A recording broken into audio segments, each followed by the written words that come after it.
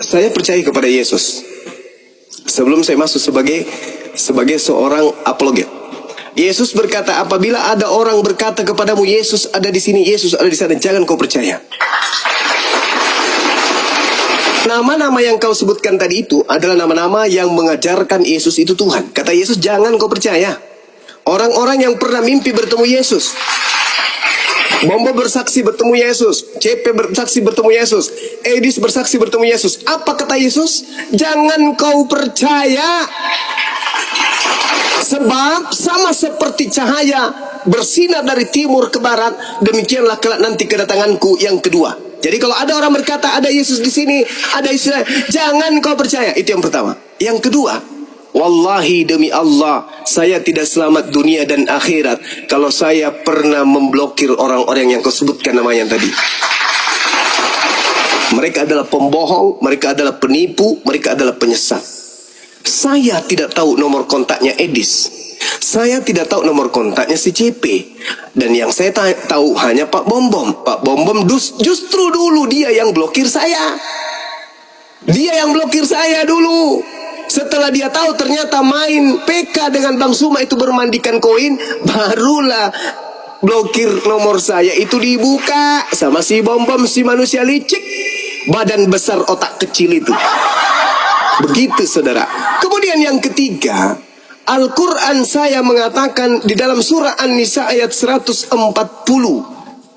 Apa kata Al-Quran saya?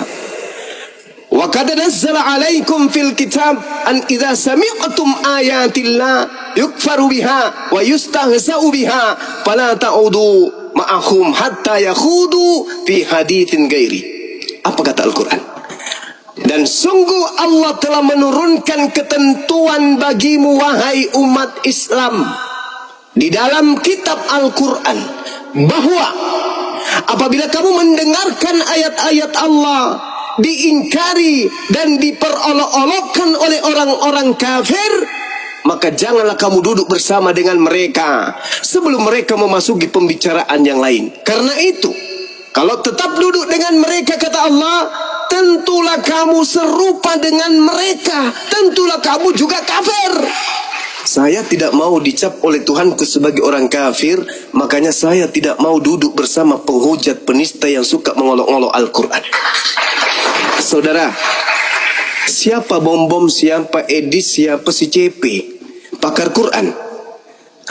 Dia ngerti bahasa Arab, dia ngerti ilmu nahu. Jangankan dia, alam semesta bumi kita ini tidak bisa menemukan kesalahan Al-Quran. Kamu susun profesor, kamu susun orang yang punya titel, tidak akan pernah bisa kemudian menemukan kesalahan Al-Quran. Kamu tanya, kamu lihat Edis, apakah Al-Quran yang dia bahas? Tidak, hanya terjemahan.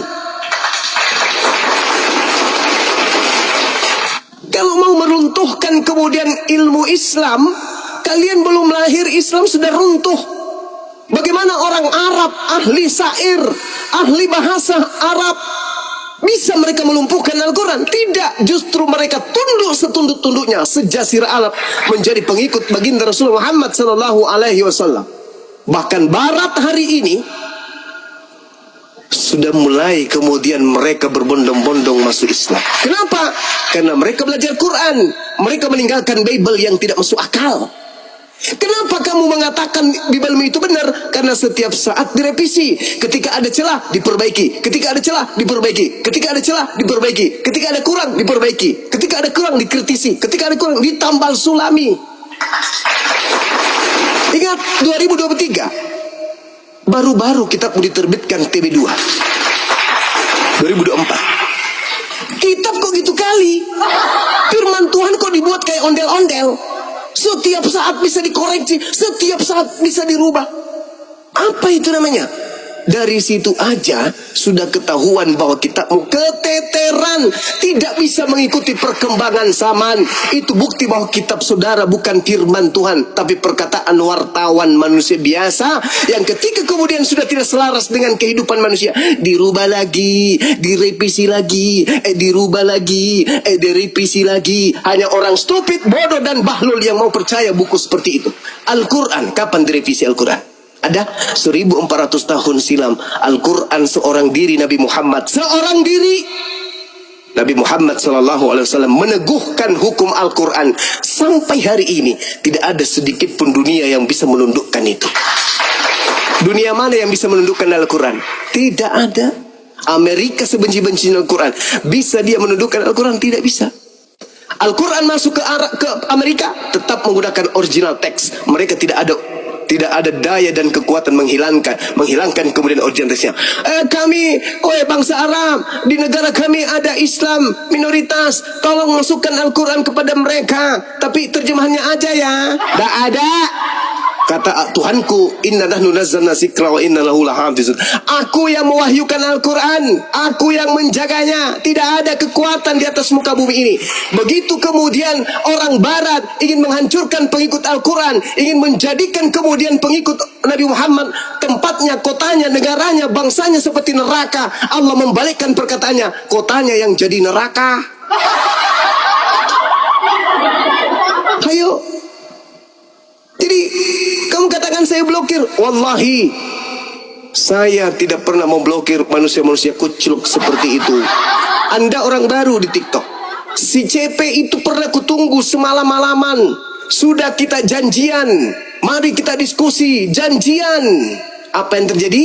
Dia tidak datang dengan kebohongan yang bersangat-sangat dusta. Saya berapa kali naik ke komalnya, berulang-ulang naik ke komalnya. Apa yang terjadi? Di mute permanen. Itulah yang terjadi ketika saya ke sana.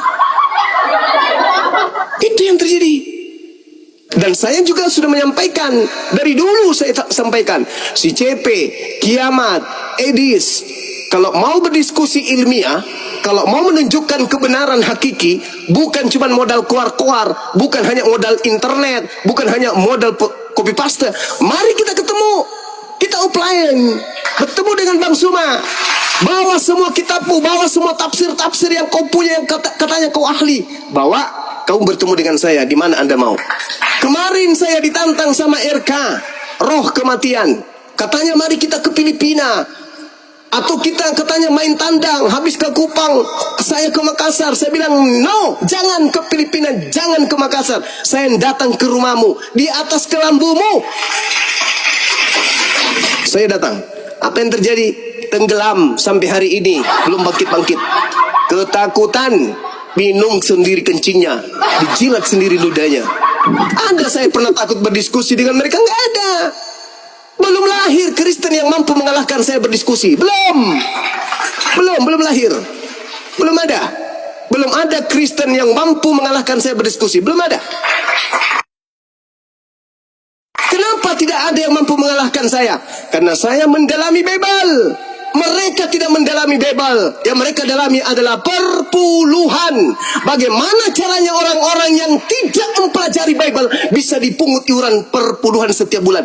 Itu yang diperdalam di agamamu, bukan Biblenya. Coba tunjukkan kepada saya, ada nggak sekolah-sekolah yang khusus untuk mendalami materi tentang Bible? Mengkaji tentang original teksnya, mendalami tentang original teksnya, membahas tentang original teksnya, menghafal tentang original teksnya. Ada? Tidak akan pernah Anda temukan itu.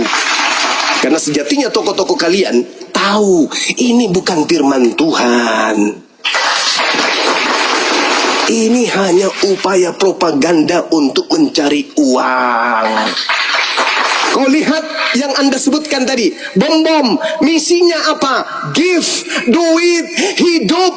Edis misinya apa? Give, duit, hidup. CP misinya apa? Give, duit, hidup. Itu misi mereka. Kalau saya nggak butuh duit, saudara. Saya tidak munafik. Saya nggak butuh duit, give. Saya nggak butuh pemberian donasi. Enggak. Alhamdulillah Allah memberikan rezeki kepada saya.